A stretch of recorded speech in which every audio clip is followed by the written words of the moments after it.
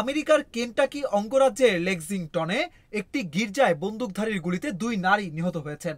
এছাড়া আহত হয়েছেন আরো 2 জন। তাদের মধ্যে একজনের অবস্থা গুরুতর।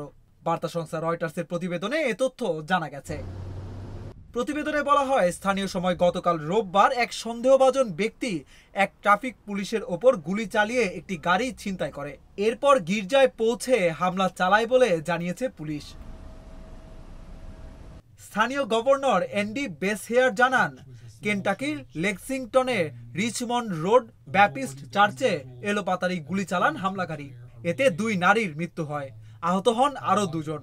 পরে পুলিশের গুলিতে নিহত হন সন্দেহভাজন ওই হামলাকারী। সেখানে আসার আগে পুলিশকে লক্ষ্য করে গুলি চালিয়েছেন ওই ব্যক্তি। কেন্টাকি স্টেট পুলিশ জানিয়েছে, হামলাকারী একাই ছিলেন বলে প্রাথমিকভাবে জানা গেছে।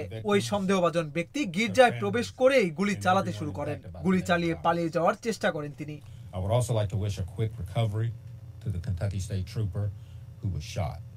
হামলার পর ওই ব্যক্তিকে গির্জার মধ্যেই ঘিরে ফেলতে সক্ষম হয় কেন্টাকি ও লেক্সিংটন পুলিশ। পুলিশের গুলিতে হামলাকারীর মৃত্যু হয়, তবে তার পরিচয় এখনো জানা যায়নি। কি কারণে এই হামলা তা জানতে তদন্ত করছে পুলিশ।